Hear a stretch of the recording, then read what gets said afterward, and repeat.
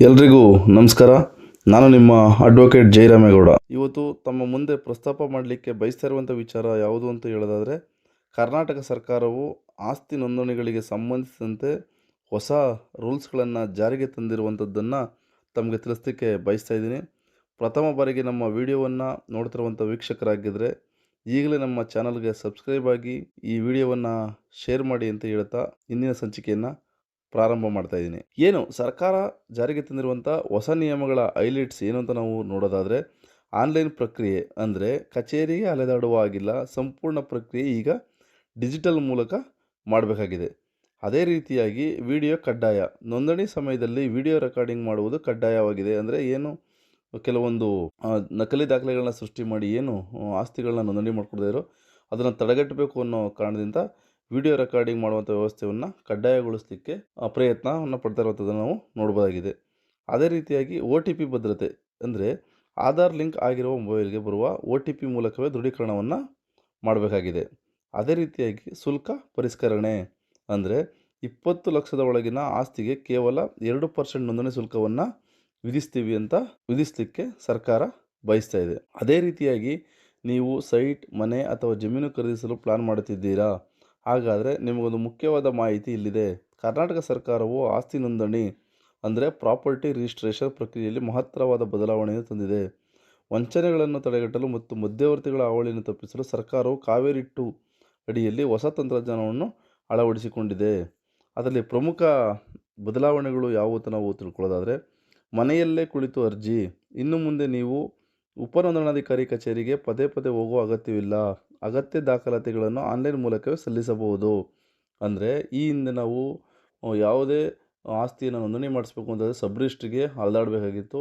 ಅದನ್ನ ತಪ್ಪಿಸಲಿಕ್ಕಾಗಿ ಕೇಂದ್ರ ಸರ್ಕಾರ ಮನೆಯಲ್ಲೇ ಕುಳಿತು ನೀವು ಆನ್ಲೈನ್ ಮೂಲಕ ಕಂಪ್ಯೂಟರ್ನ ಸಹಾಯದಿಂದ ನೀವು ಆನ್ಲೈನ್ನಲ್ಲಿ ನಿಮ್ಮಲ್ಲಿರುವಂಥ ದಾಖಲಾತಿಗಳನ್ನ ಸಲ್ಲಿಸ್ಬೋದಾಗಿದೆ.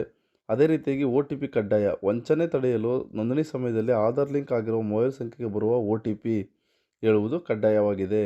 ಅಂದರೆ ಯಾರ್ದೋ ಪ್ರಾಪರ್ಟಿಗೆ ಇನ್ಯಾರೋ ಹೋಗಿ ಕುಳಿತುಕೊಂಡು ಆಸ್ತಿ ನೋಂದಣಿ ಮಾಡಿಸ್ಕೊಳ್ಳೋದನ್ನು ತಡೆಗಟ್ಟಲಿಕ್ಕೆ ಸಲುವಾಗಿ ನೀವು ಆಧಾರ್ ಕಾರ್ಡ್ನ ಲಿಂಕ್ ಮಾಡಿದರೆ ಆಧಾರ್ ಕಾರ್ಡ್ಗೆ ಬರೋ OTPಯನ್ನು ಹೇಳೋದ್ರ ಮೂಲಕ ಈ ವಂಚನೆಯನ್ನು ತಡೆಗಟ್ಟಬಹುದಾಗಿದೆ ಮತ್ತು ಪಾರದರ್ಶಕತೆಯನ್ನು ಕಾಪಾಡ್ಬೋದಾಗಿದೆ. ಅದೇ ರೀತಿಯಾಗಿ ವಿಡಿಯೋ ಸಾಕ್ಷಿ. ಭವಿಷ್ಯದಲ್ಲಿ ಆಸ್ತಿಯ ಬಗ್ಗೆ ತಕರಾರು ಬರದಂತೆ ತಡೆಯಲು ನೋಂದಣಿ ನಡೆಯುವಾಗ ಇಡೀ ಪ್ರಕ್ರಿಯೆಯನ್ನು ವಿಡಿಯೋ ಚಿತ್ರೀಕರಣ ಮಾಡಲಾಗುತ್ತದೆ.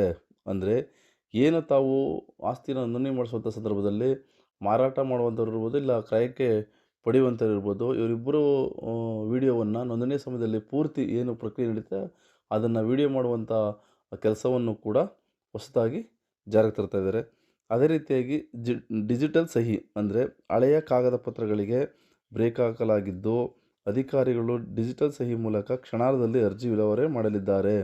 ಅಂದರೆ ಈ ಹಿಂದೆ ಏನಾಯ್ತಾಯಿತು, ಸಬ್ ರಿಜಿಸ್ಟರ್ಗಳು ಸಹಿಯನ್ನು ಮಾಡ್ತಾಯಿದ್ರು, ಅದನ್ನು ತಡೆಗಟ್ಟಬೇಕು ಅನ್ನೋ ಕಾರಣದಿಂದ ಅಧಿಕಾರಿಗಳು ಕೂಡ ಅವರು ಡಿಜಿಟಲ್ ಸಹಿಯನ್ನು ಮಾಡಬೇಕಾಗ್ತದೆ.